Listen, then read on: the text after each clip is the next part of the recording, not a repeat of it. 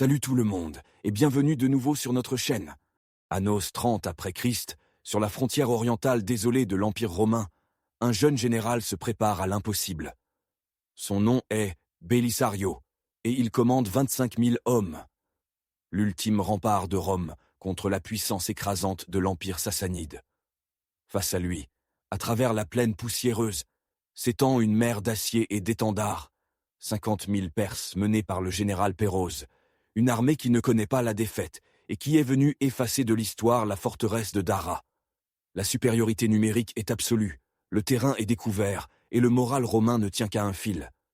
N'importe quel stratège conventionnel aurait ordonné la retraite, aurait cherché refuge derrière les murailles. Mais Belisario n'est pas un stratège conventionnel. Il ordonne à ses hommes de prendre des pelles, non pour construire des murs ni pour renforcer les portes, mais pour creuser dans la terre, pour tracer une série de fossés étranges, presque illogiques, devant la cité. Ses officiers murmurent, ses soldats doutent. Est-ce la stratégie d'un génie ou la folie d'un lâche? Personne ne le sait encore. Mais dans ces fossés, dans ce plan né du désespoir et de la brillance, se décidera le destin de l'Orient romain.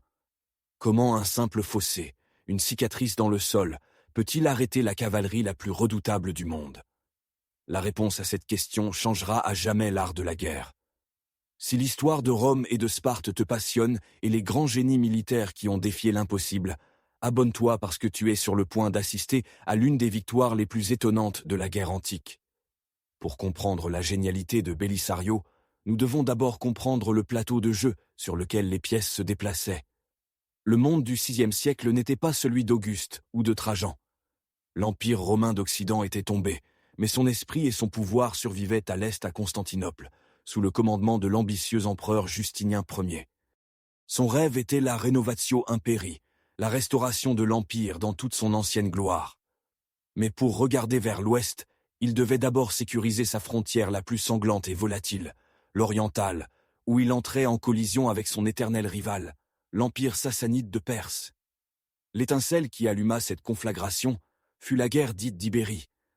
Nous ne parlons pas de la péninsule ibérique, mais du royaume d'Ibérie dans le Caucase, un état tampon crucial entre les deux superpuissances. Le roi perse, Cavade Ier, tenta d'imposer par la force le zoroastrisme aux chrétiens ibères, provoquant une révolte et l'intervention romaine. Ce qui commença comme un conflit régional se transforma rapidement en une guerre totale pour la suprématie en Moyen-Orient. Les deux empires utilisaient leurs propres États clients arabes, les Romains, les Ghassanides et les Perses, les Lachmides, ajoutant une autre couche de complexité à une guerre d'incursion, de siège et d'espionnage. Dans ce chaudron de violence et d'ambition, la forteresse de Dara, construite par l'empereur Anastase Ier, en violation flagrante d'un traité antérieur, devint l'épicentre du conflit. C'était un symbole du défi romain, un poignard pointant vers le cœur de la Mésopotamie perse, et Cavade Ier était déterminé à l'arracher. Les deux empires qui s'affrontèrent à Dara étaient des titans au crépuscule de l'Antiquité. D'un côté, l'Empire romain d'Orient, que nous appelons aujourd'hui byzantin. Sous Justinien, il connaissait une renaissance culturelle et administrative. Le corpus juris civilis était compilé, un héritage légal qui façonnerait l'Europe pendant 1000 ans. Des merveilles architecturales comme Sainte-Sophie étaient construites, défiant les limites de l'ingénierie. Cependant, cette renaissance avait un prix élevé. Les caisses de l'État étaient sous une pression constante pour financer à la fois les ambitions constructives et militaires de Justinien. L'armée, bien que professionnelle et bien équipée, était souvent dispersée sur de vastes frontières, du Danube à l'Euphrate, ce qui rendait difficile de concentrer une force écrasante en un seul point. De l'autre côté, l'Empire sassanide, héritier de l'ancienne Perse, était une puissance formidable et centralisée. Cavade avait surmonté une crise interne et avait réformé le système fiscal et militaire, créant une armée plus forte et loyale à la couronne. Son pouvoir était basé sur une aristocratie guerrière et sur la cavalerie lourde des Savarans, les précurseurs des chevaliers médiévaux, craints dans tout le monde connu. Les Sassanides n'égalaient pas seulement les Romains en organisation et technologie militaire, mais les surpassaient souvent en tactique de cavalerie et d'archerie. Ce n'était pas un affrontement entre une civilisation avancée et une horde barbare. C'était une collision entre deux superpuissances, chacune avec une profonde tradition militaire, une bureaucratie complexe et l'ambition de dominer le monde. La frontière entre eux n'était pas seulement une ligne sur la carte, c'était une blessure ouverte qui avait saigné pendant des siècles. Le système militaire romain que Belisario commandait à Dara avait énormément évolué depuis les légions de Jules César qui conquirent la Gaule. L'infanterie lourde, le pilier de la République et du Haut-Empire, bien que toujours importante, n'était plus l'arène incontestée du champ de bataille. L'expérience de siècles de guerre à la frontière orientale contre des ennemis mobiles comme les Parthes et les Sassanides avait forcé une adaptation. L'armée du VIe siècle, musique, était une combinaison hautement sophistiquée.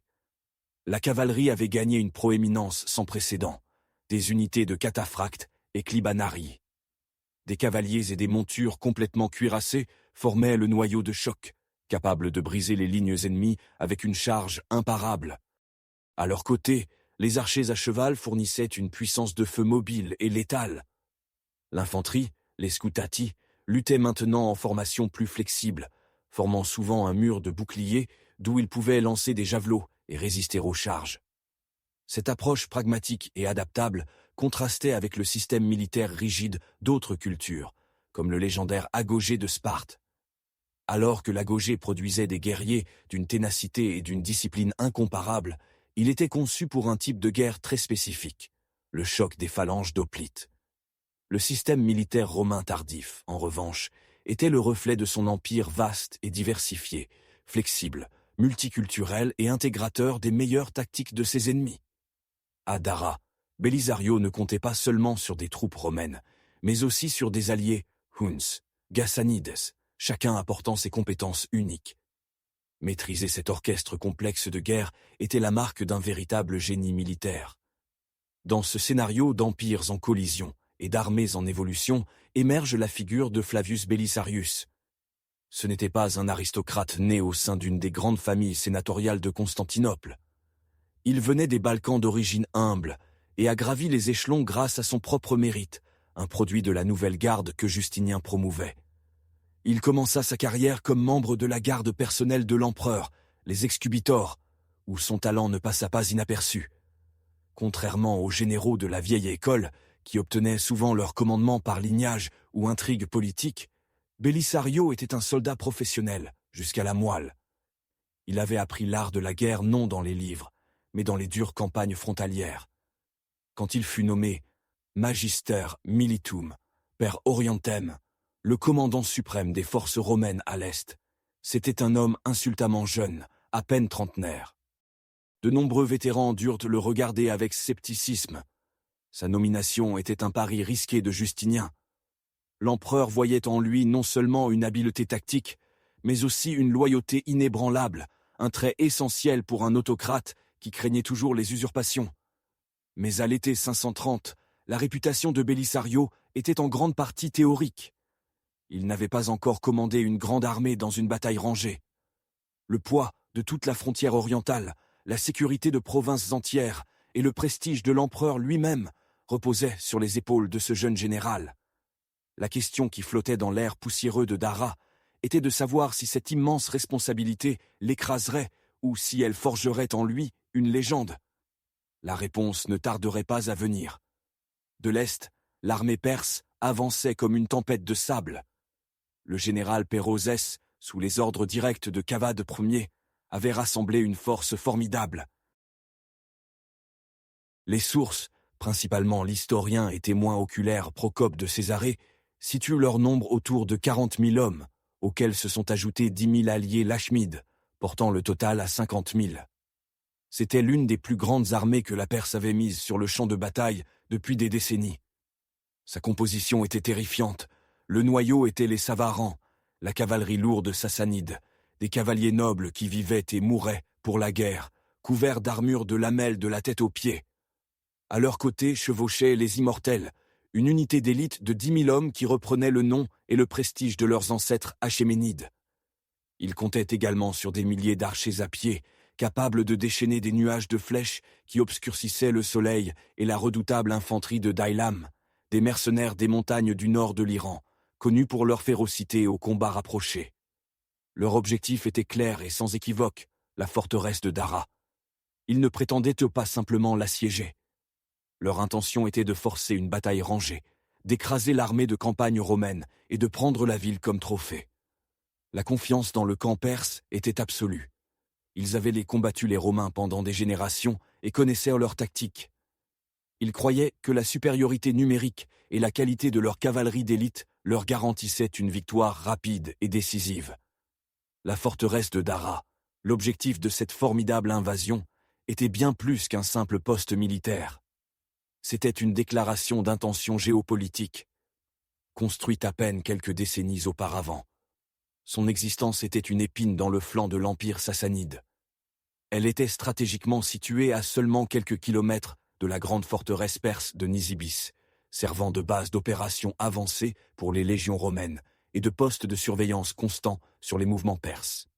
Ces murailles étaient un chef-d'œuvre de l'ingénierie militaire romaine tardive, haute, épaisse, avec des tours espacées à intervalles réguliers pour fournir des tirs croisés d'artillerie. La ville elle-même était un centre administratif et commercial, une tentative de Rome de projeter non seulement une puissance militaire, mais aussi la stabilité et la prospérité dans une région frontalière volatile. Perdre Dara serait un désastre de multiples dimensions pour Justinien. Militairement, cela signifierait céder l'initiative aux Perses, ouvrant les provinces de Syrie et de Mésopotamie à l'invasion. Psychologiquement, ce serait une humiliation dévastatrice, une preuve que l'ambition de Rome dépassait sa capacité. Politiquement, cela affaiblirait la position de Justinien chez lui et à l'étranger, démontrant qu'il ne pouvait pas protéger les frontières de l'Empire. Belisario le savait. Il savait que les murailles de Dara, aussi imposantes fussent-elles, ne pouvaient résister à un siège prolongé si l'armée de campagne était détruite. La bataille pour Dara ne se livrerait pas sur ces murailles, mais devant elle, dans la plaine. Et dans cette plaine, sa petite armée était seule, face à un géant. L'armée perse campait à portée de vue, Belisario était confronté à un dilemme qui aurait paralysé la majorité des commandants. Il avait 25 000 hommes. Les estimations les plus fiables suggèrent environ 15 000 fantassins et 10 000 cavaliers. C'était une force respectable, mais elle était surpassée en nombre dans une proportion de 2 contre 1. Et plus important encore, elle était surpassée en qualité dans l'arme décisive sur ce terrain, la cavalerie lourde. Les Savarans perses étaient simplement meilleurs et plus nombreux que leurs homologues romains. Un affrontement direct en race campagne serait un suicide. La doctrine militaire standard suggérerait de se retrancher derrière les murs de Dara et d'attendre que l'ennemi s'épuise dans un siège coûteux. Mais Belisario comprit que cela ne ferait que retarder l'inévitable et céderait toute l'initiative. D'autre part, la retraite était politiquement impensable. Abandonner une forteresse si importante sans se battre entacherait son honneur et pourrait lui coûter sa carrière, sinon sa tête. Pris entre l'anéantissement et la disgrâce, Belisario a dû trouver une troisième voie. Son armée était un amalgame d'unités, des légionnaires romains vétérans, mais aussi un grand contingent de foederati, des alliés barbares. Parmi eux se distinguaient 300 cavaliers, Hérule sous le commandement du féroce Pharas, et 600 cavaliers Huns, maîtres de l'arc à cheval, dirigés par Sunikas et Aigan. Chacune de ces unités avait ses propres forces et faiblesses, sa propre loyauté et ses propres peurs. Unir cette force diverse, leur insuffler la confiance nécessaire pour affronter un ennemi si écrasant et les mener à la victoire exigerait plus que du courage, cela exigerait un coup de génie. Dans les heures précédant la bataille, nous devons tenter de pénétrer l'esprit de Belisario. Procope, qui le connaissait personnellement, le décrit comme un homme d'un calme presque surnaturel au milieu du chaos. Tandis que d'autres paniquaient, il analysait. Il comprenait profondément la mentalité perse. Il savait que leur force résidait dans leur cavalerie d'élite et dans leur confiance, presque arrogante, en une charge décisive qui briserait les lignes ennemies. Il connaissait aussi leurs faiblesses. Une fois que leur plan initial échouait ou que leur charge était arrêtée, ils avaient tendance à se désorganiser et étaient de vulnérables aux contre-attaques. Ils ne pouvaient pas affronter leurs forces, ils devaient donc attaquer leurs faiblesses. Ils ne pouvaient pas gagner leur jeu, ils devaient donc les obliger à jouer le sien, et son jeu se jouerait avec de la terre. L'idée d'utiliser des tranchées n'était pas nouvelle dans la guerre romaine.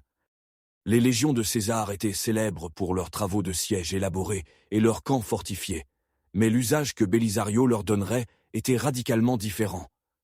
Elles n'étaient mises pas pour une défense passive, elles n'étaient mises pas une muraille improvisée, elles étaient une arme offensive déguisée en défense. Elles étaient un mécanisme pour contrôler le champ de bataille, pour canaliser l'ennemi, pour annuler leur avantage numérique et de cavalerie, et pour créer des pièges mortels là où il n'y avait auparavant qu'une plaine ouverte. C'était une pensée d'un niveau supérieur, une compréhension de la guerre qui allait au-delà des simples formations et charges. C'était la psychologie du champ de bataille. Belisario allait tendre un piège à Pérose, un piège non d'acier, mais de géographie. Et l'arrogance perse serait l'appât. L'ordre fut donné. Creuser. Les légionnaires déconcertés obéirent. Sous le soleil implacable de Mésopotamie, ils commencèrent à remuer la terre. Ce qui en sortit ne fut pas un simple fossé devant les lignes romaines. C'était un système complexe et soigneusement conçu. D'abord, ils creusèrent une tranchée centrale, droite et profonde, parallèle aux portes de la ville, mais à une distance considérable, laissant de l'espace pour que les troupes manœuvrent derrière elle. Cette tranchée ne se connectait pas aux murailles, ses extrémités étaient ouvertes.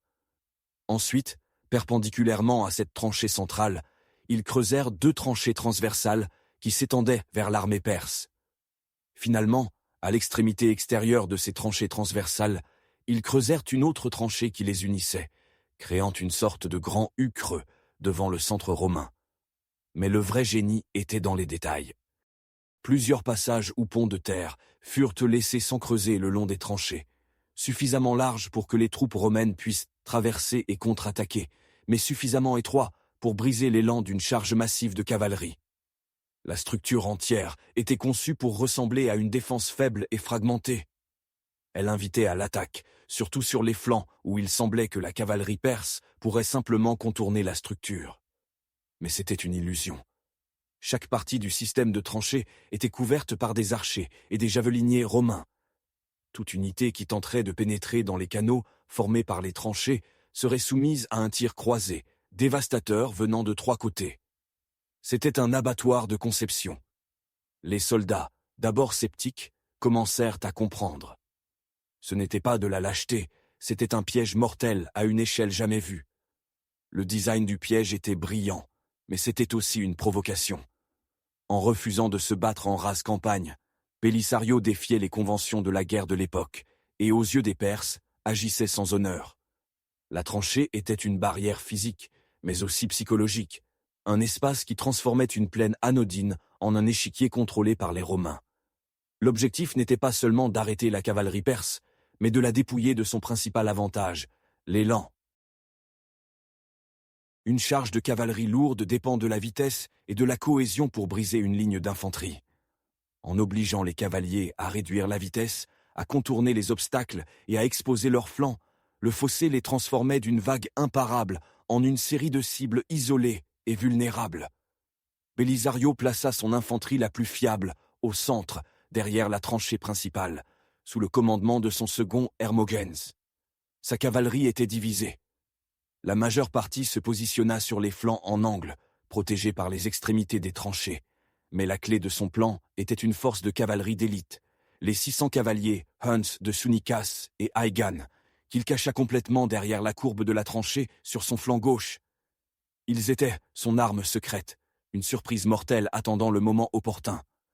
Le plan était une défense élastique, absorber le premier coup, canaliser l'ennemi vers des zones de mort préétablies, puis lancer des contre-attaques dévastatrices à partir de positions cachées. C'était un risque énorme. Si les Perses ne tombaient pas dans le piège, ou si une partie de la ligne romaine se rompait, tout le plan s'effondrerait. Lorsque la vaste armée perse arriva et déploya ses étendards devant Dara, la vision des tranchées romaines fut accueillie avec mépris. Cela semblait une confirmation de leur lâcheté. Le premier jour, cependant, il n'y eut pas de bataille à grande échelle. Il y eut une série d'escarmouches et de duels individuels, une sorte de tâtonnement pour mesurer le moral de l'ennemi. Dans un de ces affrontements, un jeune et arrogant guerrier perse s'avança et dans un acte de défi, il défia tout Romain à un combat singulier. Pendant un temps, personne ne répondit. La peur s'empara des rangs romains, Alors, un homme nommé Andréas, qui n'était pas un soldat d'élite, mais un entraîneur personnel et garde du corps d'un des officiers romains, un homme connu pour son incroyable force physique, demanda la permission à Bélisario d'accepter le défi. La permission fut accordée. Andréas, monté à cheval, mais armé d'une petite hache de main, affronta le champion perse, qui était armé d'une lance. Le Perse chargea, mais Andréas, avec une agilité surprenante, fit s'écarter son cheval à la dernière seconde, et tandis que le Perse passait au loin, il lui asséna un coup mortel à la nuque avec sa hache. L'acclamation des Romains fut assourdissante. Non contents, les Perses envoyèrent un second champion, un homme encore plus formidable. Andréas démonta et se battit à pied. Le Perse chargea de nouveau, mais Andréas resta ferme, renversa le cheval et tua le cavalier à terre. Ces deux victoires, bien que petites dans le grand schéma de la guerre, eurent un effet psychologique immense. Elles démontrèrent aux soldats romains nerveux que les Perses n'étaient pas invincibles. Le moral monta en flèche. La guerre ne se livrait pas seulement avec des épées, mais aussi avec des mots. Procope documente un échange de missives fascinant entre les deux généraux à la veille de la bataille principale. Pérose, le commandant perse, envoya un message à Bélisario plein de l'arrogance d'un homme qui se sait supérieur en nombre. Il l'accusa de lâcheté pour se cacher derrière une tranchée et lui exigea qu'il prépare son bain, une insulte qui impliquait que Bélisario serait son esclave le lendemain. Il lui offrit une option, se rendre et accepter les termes perses ou faire face à l'anéantissement. La réponse de Bélisario fut un chef-d'œuvre de diplomatie et de guerre psychologique. Il ne rendit pas les insultes. Au lieu de cela, il adopta un ton calme et raisonné. Il écrivit que les Romains ne désiraient pas la guerre, mais la paix, mais que si les Perses insistaient pour se battre, ils le feraient avec la confiance que leur donnait la justice de leur cause et l'aide de Dieu. Il affirma qu'il n'était pas obligé de se battre selon les règles de Pérose, mais au moment et à l'endroit qu'il choisirait, et que son bain à Dara était prêt, mais pour célébrer la victoire romaine. En se présentant comme le défenseur raisonnable de la paix face à un agresseur irrationnel, Bélisario ne défiait pas seulement Pérozès, mais envoyait aussi un message à ses propres troupes. Nous ne nous battons pas pour la gloire ou la conquête, mais pour la défense de nos foyers et de notre foi. Il renforçait la résolution de ses hommes, leur donnant une cause pour laquelle mourir, tout en semant une graine de doute dans l'esprit de son adversaire. À l'intérieur du luxueux pavillon de Pérose se tint un conseil de guerre.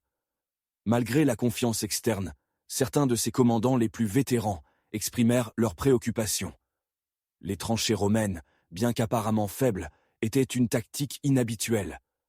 Elles rompaient le terrain et pouvaient entraver la charge de la cavalerie. Ils suggérèrent une approche plus prudente, encercler Dara, couper ses lignes de ravitaillement et obliger Bélisario à sortir en rase campagne, à un moment et un lieu de son choix, ou simplement se rendre par la faim. Mais enhardi par sa supériorité numérique écrasante et peut-être pressé par les ordres de Cavade d'obtenir une victoire rapide et écrasante, Pérozès écarta ses préoccupations. Il voyait les tranchées comme un signe de peur, non de stratégie. Il croyait que le moral romain était fragile et qu'une démonstration massive de force le briserait en morceaux. Son plan était simple et brutal. Il déploierait son armée en deux lignes. La première ligne, composée d'infanterie et de cavalerie, lancerait une attaque générale le long de tout le front pour fixer les Romains dans leur position et les épuiser. Ensuite, au moment décisif, il lancerait sa deuxième ligne, qui contenait l'élite de sa cavalerie, les immortels et les savarans, contre un point faible de la ligne romaine, la brisant et provoquant l'effondrement total. Il était confiant que le poids des nombres et la qualité de ses troupes d'élite submergeraient simplement les défenses improvisées de Bélisario. C'était un plan prévisible, basé sur la force brute, et c'était exactement ce que Bélisario s'attendait à ce qu'il fasse. La nuit précédant la bataille, une tension palpable s'empara du camp romain. Les soldats aiguisaient leurs épées, vérifiaient leurs armures et priaient leur Dieu. Ils savaient qu'à l'aube, ils feraient de face à la plus grande épreuve de leur vie.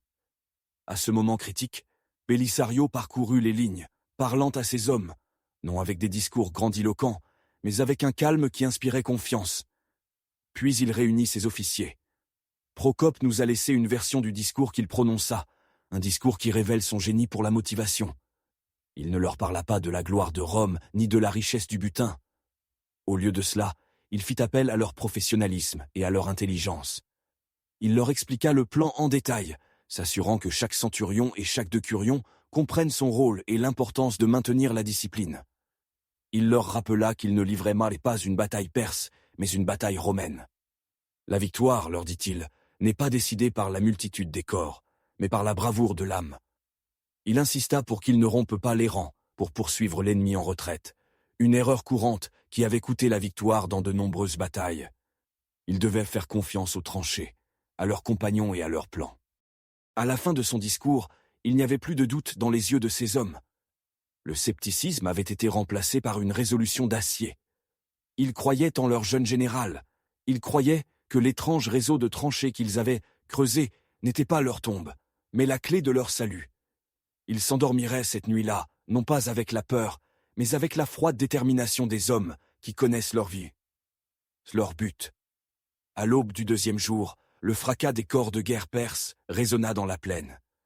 L'armée de Pérose avança, une ligne de bataille qui s'étendait sur des kilomètres, leurs armures brillant sous le soleil levant. Ils se déployèrent en deux lignes, comme ils l'avaient tout prévu. Du côté romain, les légions prirent de position derrière le réseau de tranchées, l'infanterie au centre, la cavalerie sur les flancs, et les unes de Sunikas et Aïgan, complètement cachées, attendant leur signal. Le silence qui précéda le choc fut assourdissant, un moment suspendu dans le temps, où des milliers d'hommes contemplaient leur propre mortalité. Alors Pérose donna l'ordre. La bataille ne commença pas par une charge de cavalerie, mais par une tempête. Des milliers d'archers perses en première ligne bandèrent leurs arcs et lancèrent une volée massive. Le ciel s'obscurcit d'un nuage de flèches qui s'abattit sur les positions romaines.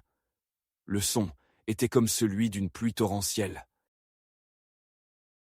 Les Romains levèrent leurs grands boucliers, formant un testudo improvisé, tandis que les flèches sifflaient autour d'eux, rebondissant sur le métal et se fichant dans le bois et la terre.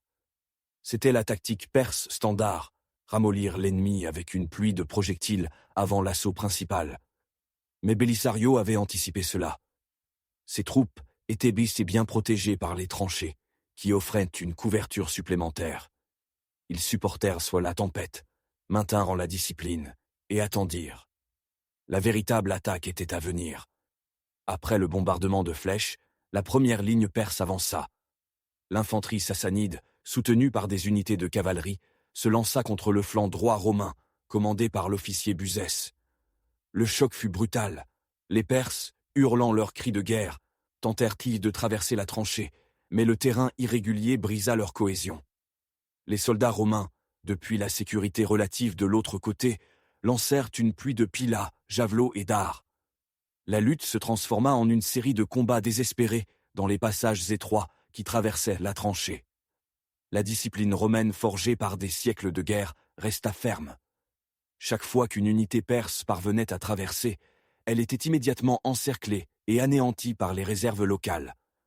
La tranchée, qui semblait un simple obstacle, se révélait être un multiplicateur de force, permettant à un nombre plus petit de Romains de contenir une force beaucoup plus grande. Pendant ce temps, sur l'autre flanc, le gauche, les Perses attaquaient également, mais avec moins de conviction, comme s'ils tâtaient les défenses. Belisario observait tout depuis une position élevée, analysant le flux de la bataille, attendant que Pérozès révèle son véritable plan et commette l'erreur qu'il anticipait. Le premier assaut avait été repoussé. Le plan des tranchées fonctionnait, mais l'épreuve la plus difficile était encore à venir. Les Perses avaient de vastes réserves et ne se rendraient pas si facilement. Voyant que son attaque initiale sur le flanc droit stagnait, Pérose décida que c'était le moment de porter le coup décisif. Il commit une erreur tactique cruciale. Au lieu de renforcer son attaque ratée, il déplaça le poids de son assaut vers l'autre côté du champ de bataille. Il ordonna à son aile droite, composée de l'élite de la cavalerie Savaran et des redoutables immortels, sous le commandement du général Pitiaxes, de lancer une attaque massive contre le flanc gauche romain. C'était l'attaque que Belisario avait prévue et pour laquelle il avait conçu son piège le plus élaboré. Tandis que l'imposante masse de cavalerie perse chargeait avec le bruit de milliers de sabots, résonnant comme un tonnerre, ils furent guidés par le terrain. La tranchée transversale les canalisa directement vers la position romaine. Cela semblait une route d'attaque parfaite. Les cavaliers perses, pleins de confiance, accélérèrent, s'attendant à écraser les Romains qui étaient devant eux. Ils ne virent pas les 600 cavaliers Huns, dirigés par Sounikas et Aïgan, qui étaient complètement cachés derrière un coude du terrain et la tranchée. Au moment exact où la charge perse était à son point le plus vulnérable, avec son flanc complètement exposé, Belisario donna le signal. Les Huns émergèrent de leur cachette comme un tourbillon, lançant une pluie de flèches à bout portant contre le flanc non protégé de la cavalerie perse. L'effet fut dévastateur. Le piège s'était refermé. La charge de la cavalerie d'élite perse se désintégra en un instant. L'attaque surprise des Huns par le flanc sema la panique et le chaos. Les chevaux, blessés et effrayés, se cabrèrent et firent tomber leurs cavaliers. La cohésion de la formation, essentielle au succès de la charge, vola en éclats. Les Savarins, qui quelques secondes auparavant étaient une force de choc imparable, étaient maintenant une masse désorganisée et confuse, piégée dans le canal formé par les tranchées. Au même moment, les 300 cavaliers hérules de Pharas, qui attendaient sur la ligne de front, traversèrent la tranchée par un des passages préparés et chargèrent de front l'avant-garde perse désordonnée. Attaquée simultanément de front et de flanc, la cavalerie de Pityax n'eut aucune chance. Ils furent massacrés. Pityax lui-même tomba au combat avec son étendard. La vision de l'étendard tombé fut le signal de la débandade. Ceux qui purent firent au demi-tour et s'enfuirent, paniqués, heurtant les unités qui arrivaient tout derrière et propageant le chaos sur tout le flanc droit perse. En l'espace de quelques minutes, l'une des ailes les plus puissantes de l'armée de Pérozes avait été complètement anéantie. Le plan de Belisario, son pari risqué sur la géographie et la ruse, avait fonctionné à la perfection. La balance de la bataille avait basculé dramatiquement en faveur de Rome. Depuis sa position de commandement, Pérozès observa avec horreur l'effondrement de son flanc droit. Son plan s'écroulait. Dans un acte de désespoir, il prit la décision qui scellerait son destin. Au lieu d'essayer de réorganiser ses forces ou de se retirer pour réévaluer la situation, il doubla la mise. Il décida de lancer tout ce qui lui restait dans un dernier assaut massif. Il réunit sa garde personnelle, les restes des immortels et toutes les unités de réserve d'élite, et les lança dans une charge désespérée, non pas contre le flanc gauche romain, qui était maintenant enhardi par la victoire, mais contre le flanc droit, le même qui avait résisté au premier assaut. Sa logique était probablement que ce flanc serait plus affaibli, et qu'une attaque avec une force écrasante pourrait finalement le briser. C'était une tactique de force brute, la dernière carte d'un général à court d'idées. La cavalerie d'élite perse, les meilleurs guerriers de l'Empire, chargèrent à travers la plaine, cette fois avec la fureur du désespoir. Ils savaient que le destin de la bataille et leur propre honneur dépendaient de cette unique charge. Les troupes romaines sur le flanc droit, sous le commandement de Buzès, se préparèrent à l'impact. Elles avaient résisté une fois, mais maintenant elles affrontaient le meilleur du meilleur de l'armée sassanide. La bataille de Dara avait atteint son moment culminant. Tandis que le drame se déroulait sur les flancs, le centre romain, commandé par Hermogénès, resta comme un roc inébranlable. L'infanterie, protégée par la tranchée principale, supporta plusieurs charges mineures et une pluie constante de flèches, mais sa discipline ne faiblit jamais. L'importance de ce centre stable ne peut être sous-estimée.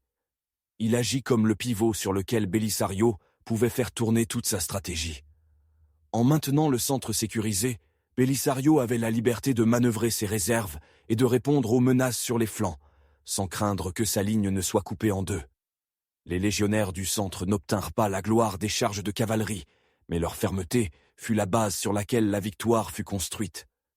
Ils accomplirent leur devoir avec une ténacité qui aurait rendu fiers leurs ancêtres de l'époque de Scipion. Ceci est un exemple parfait de la doctrine des armes combinées en action.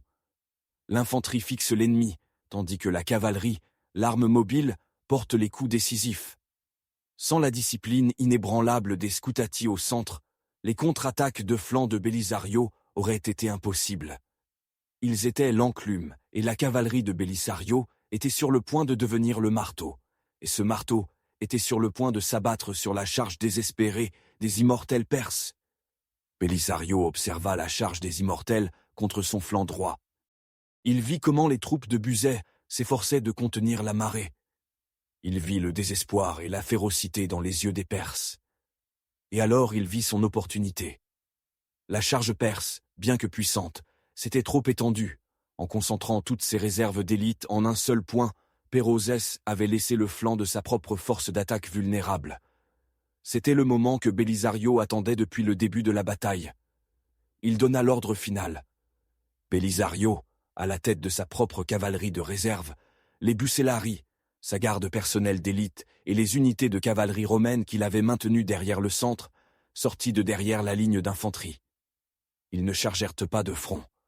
Dans une manœuvre brillante, ils contournèrent la lutte principale et s'écrasèrent contre le flanc et l'arrière des Immortels, qui étaient engagés au combat avec les troupes de Buzet. Au même moment, les unités de cavalerie 1 et Hérule du flanc gauche, ayant déjà vaincu leur opposition, tournèrent et se joignirent à l'attaque, complétant l'encerclement. L'élite de l'armée perse se retrouva soudainement piégée. Attaquée de front, de flanc et de revers, le piège final et le plus grand de Bélisario s'était refermé. Il n'y avait pas d'échappatoire.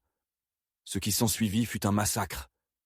Les Immortels, l'unité la plus prestigieuse de l'Empire sassanide, l'incarnation du pouvoir militaire perse, furent anéantis, encerclés et surpassés tactiquement. Ils se battirent avec la bravoure des condamnés. Mais leur destin était scellé. Le commandant des Immortels, un noble de haut rang appelé Baresmanas, qui portait l'étendard royal de Cavade, fut renversé et tué. La chute de Baresmanas et la capture de l'étendard royal brisèrent ce qui restait de l'esprit de combat perse. Si les Immortels pouvaient être détruits, alors il n'y avait d'espoir pour personne. L'attaque d'élite se transforma en une lutte désespérée pour la survie individuelle. Les fiers Savarans, pris au piège dans un tourbillon d'acier romain, Un et Hérule, furent désarçonnés de leurs montures et massacrés au sol. L'arme qui était censée gagner la bataille pour Pérose était devenue la cause de son anéantissement. La brillance de la contre-attaque de Bélisario résidait dans sa synchronisation et son audace. Il avait attendu patiemment que son ennemi s'engage complètement, qu'il expose son unique vulnérabilité, puis il avait frappé avec une force écrasante et coordonnée à l'endroit exact. Ce fut un coup de maître, un coup d'épée au cœur de l'armée perse qui se révéla mortel.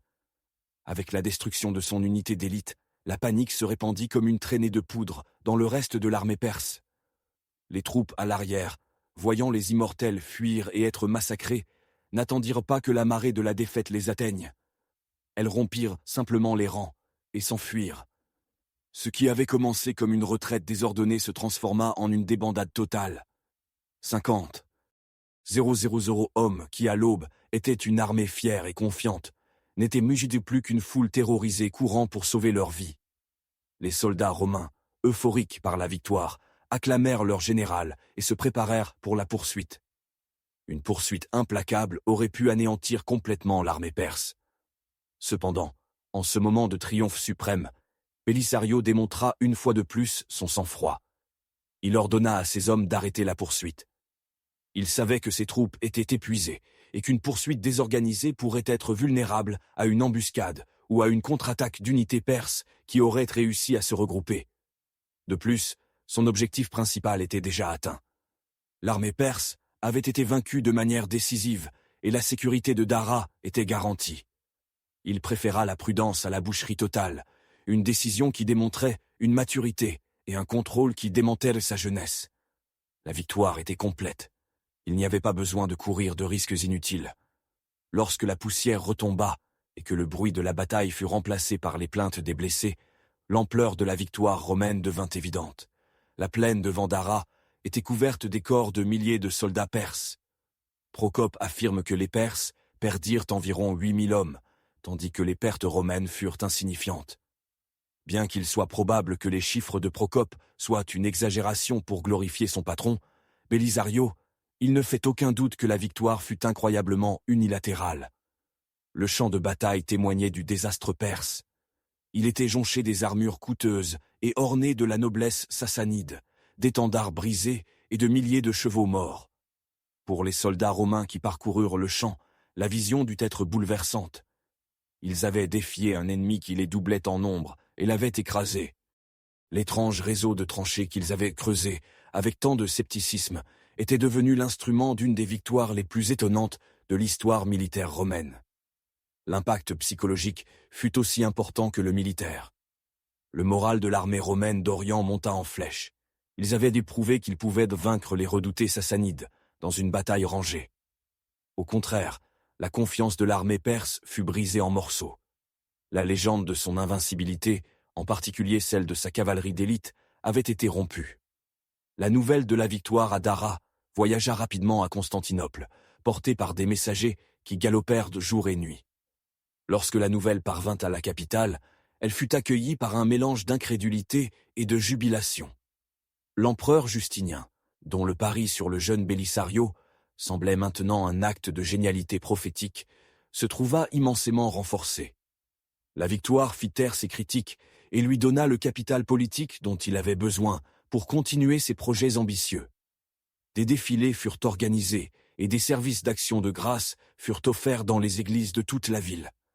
Bélisario, du jour au lendemain, passa de commandant prometteur à héros national, le sauveur de l'Orient. Son nom était sur toutes les lèvres, des sénateurs au palais, aux marchands sur le marché. Pour Justinien, la victoire à Dara était bien plus qu'une simple victoire militaire. C'était une validation divine de son règne. C'était un signe que Dieu favorisait ses ambitions de restaurer la gloire de Rome. Ce triomphe lui donna la confiance et la sécurité sur sa frontière orientale, pour commencer à regarder vers l'ouest, vers les royaumes perdus d'Afrique, d'Italie et d'Espagne. Sans la victoire à Dara, les célèbres et spectaculaires reconquêtes de Bélisario dans les années suivantes n'auraient peut-être pas été possibles. La bataille gagnée avec de la terre et des tranchées sur une frontière mésopotamienne lointaine jeta les bases de la rénovation de tout un empire. La réaction à la cour sassanide fut de choc et de fureur. Cavade Ier, le roi des rois, âgé et puissant, ne pouvait croire que son formidable armée, menée par ses meilleurs généraux et composée de ses guerriers d'élite, ait été humiliée d'une manière si complète par une armée romaine inférieure en nombre et dirigée par un général novice. La défaite à Dara fut un coup dévastateur pour le prestige sassanide. Pérozès, le commandant vaincu, tomba en disgrâce. L'humiliation obligea Cavade et son successeur, Khosrou Ier, à réévaluer leur stratégie militaire. Ils se rendirent compte que la force brute et la confiance en leur cavalerie d'élite n'étaient pas suffisantes pour vaincre un ennemi aussi rusé et adaptable que les Romains de Bélisario. Bien que la guerre continuât pendant un certain temps, la défaite à Dara diminua l'élan perse. Finalement, en l'an 532, les deux empires, épuisés par le conflit, signèrent la paix éternelle, bien que, comme son nom l'indique, elle ne dura pas éternellement. Elle fournit une période de stabilité relative sur la frontière orientale. Cette paix permit à Justinien de détourner ses ressources et son meilleur général, Bélisario, vers l'ouest. La génialité démontrée à Dara non seulement sauva une province, mais indirectement rendit possible la reconquête de l'Afrique et de l'Italie et la brève renaissance de l'Empire romain en Méditerranée. Ainsi, la bataille de Dara ne fut pas seulement une victoire romaine, ce fut un jalon dans l'évolution de la pensée militaire. Elle marqua une transition de la guerre antique, souvent caractérisée par des chocs frontaux massifs d'infanterie, comme dans l'histoire de Rome et de Sparte, vers une forme de guerre plus sophistiquée et nuancée, précurseur des tactiques médiévales. Bélisario démontra qu'un général intelligent pouvait manipuler le champ de bataille pour annuler les avantages de l'ennemi. L'utilisation de fortifications de campagne, non pas comme une défense passive, mais comme une arme offensive pour canaliser, désorganiser et piéger l'ennemi, fut révolutionnaire. Sa coordination parfaite de l'infanterie, de la cavalerie lourde et des archers à cheval fut un exemple de manuel de la guerre des armes combinées. Cette approche contrastait fortement avec des systèmes militaires plus rigides, comme celui des hoplites grecs ou même celui des premières légions romaines qui dépendaient de la supériorité d'un seul type d'unité. Bélisario était un maître de la flexibilité, utilisant ses alliés Huns et Hérule pour des tâches qui s'adaptaient parfaitement à leurs compétences. La leçon de Dara résonnerait à travers les siècles, que la préparation du champ de bataille, l'intelligence et la capacité de surprendre l'ennemi sont des armes aussi puissantes, sinon plus, que des milliers de soldats supplémentaires. L'esprit d'un grand commandant est l'arme ultime dans toute guerre antique. Pour Bélisario, l'étonnante victoire à Dara ne fut que le commencement d'une des carrières militaires les plus extraordinaires de l'histoire. Le prestige et la gloire qu'il obtint firent de lui le général de confiance de Justinien pour ses entreprises les plus audacieuses. Quelques années plus tard, en 533, il fut envoyé avec une force expéditionnaire relativement petite en Afrique du Nord pour reconquérir la province du royaume vandale. Bien que de nouveau en infériorité numérique, il utilisa la vitesse, la ruse et une série de victoires éclairs à Ad Decimum et Tricamarum pour détruire le pouvoir vandale en l'espace de quelques mois. Après son triomphe en Afrique, il fut envoyé en Italie pour affronter les Ostrogoths. Cette campagne serait beaucoup plus longue et sanglante, une guerre d'usure qui dura près de 2 décennies. En Italie, Belisario démontrerait une fois de plus son génie pour la logistique, les sièges et la guerre de manœuvre, capturant des villes comme Naples et Rome elle-même. Tout au long de sa carrière, Belisario gagna une réputation de loyauté inébranlable envers Justinien. Même lorsque l'empereur, souvent jaloux de sa popularité, le traitait avec suspicion et lui refusait les ressources dont il avait besoin. Dara fut la bataille qui forgea sa légende, la première preuve irréfutable qu'il était un commandant d'un calibre jamais vu à Rome depuis des siècles, un véritable héritier de la tradition des grands conquérants.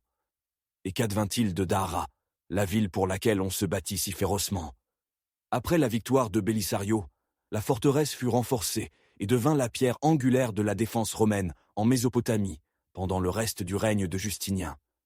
Cependant, la paix éternelle avec la Perse se révéla fragile.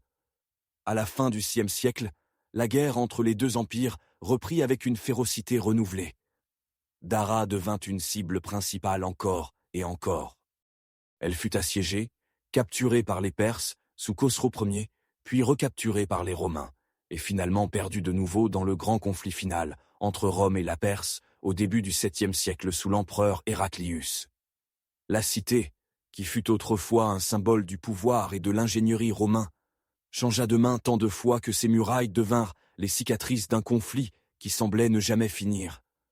Aujourd'hui, les ruines de Dara se trouvent dans le sud-est de la Turquie, près de la frontière avec la Syrie. Ces imposantes citernes, carrières et nécropoles creusées dans la roche sont un témoignage silencieux de son ancienne importance.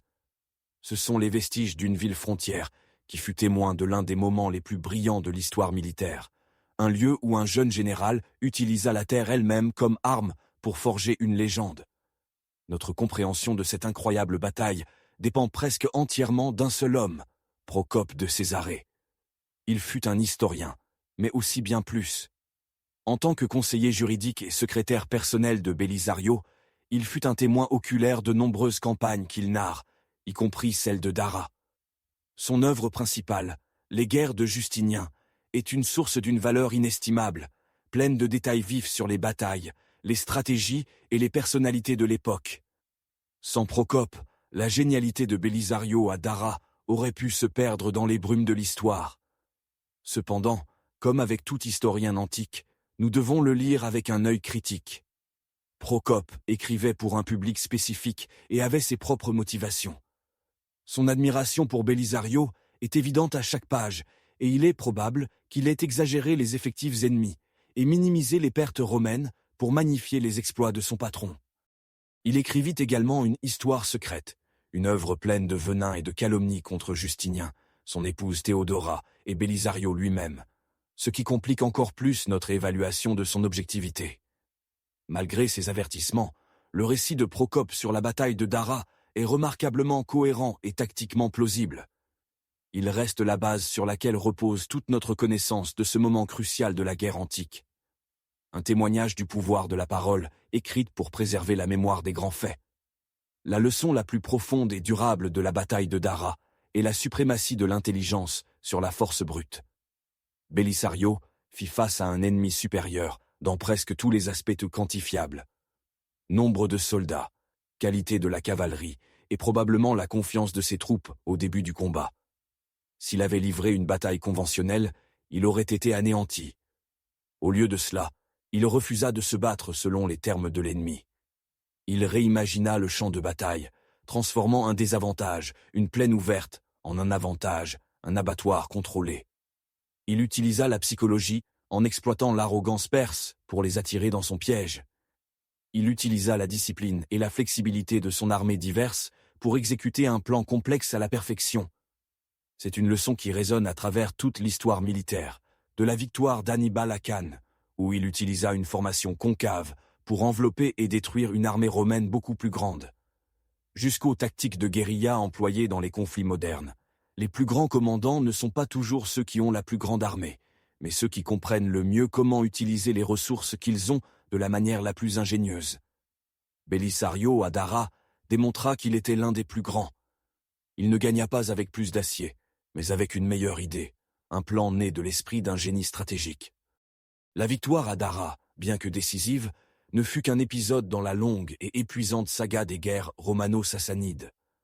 Ce conflit qui s'étendit de manière intermittente pendant plus de 400 ans fut l'une des rivalités géopolitiques les plus longues de l'histoire. Les deux superpuissances se considéraient elles-mêmes comme le centre du monde civilisé et se battirent avec une férocité implacable pour le contrôle du Moyen-Orient. Elles s'épuisèrent mutuellement dans une série interminable de guerres, épuisant leurs trésors, leurs armées et leurs populations. La grande guerre finale entre l'empereur Héraclius et le roi Khosrow II au début du 7e siècle mena les deux empires au bord de l'effondrement total. Bien que Rome sortit finalement victorieuse de ce conflit, ce fut une victoire à la Pyrrhus. Les deux géants furent mortellement affaiblis. Cette situation d'épuisement mutuel créa un vide de pouvoir dans la région. Et dans ce vide, depuis les déserts d'Arabie, surgit une nouvelle force unie par une nouvelle foi et une vigueur imparable. Les armées de l'islam.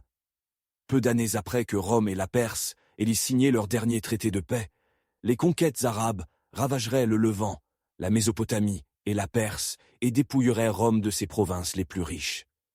La longue lutte entre l'aigle et le lion les laissa tous deux trop faibles pour résister à l'arrivée du croissant.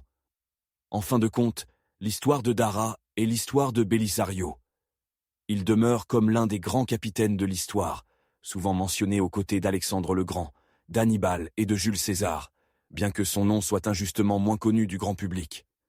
Il fut un maître de tous les aspects de la guerre, stratégie, tactique, logistique et leadership. Sa capacité à s'adapter à différents ennemis et théâtres d'opération, les Sassanides dans les plaines de Mésopotamie, les Vandales dans les plaines d'Afrique, les Ostrogoths sur le terrain accidenté de l'Italie, démontrent une flexibilité et un génie militaire rarement égalés. Malgré ses victoires spectaculaires et sa loyauté inébranlable, sa relation avec Justinien fut toujours tendue, et il passa ses dernières années dans une obscurité relative, victime des jalousies et des intrigues de la cour. Mais son héritage est indéniable. À Dara, avec une armée surpassée en nombre et le dos au mur, il ne désespéra pas. Il pensa, il innova, et avec rien d'autre que de la terre, de la discipline et un esprit brillant, il obtint une victoire pour les annales de l'histoire. Ce fut la première et peut-être la plus pure démonstration de son génie. Une bataille qui démontra que l'arme la plus puissante dans l'arsenal de toute armée est l'esprit de son commandant.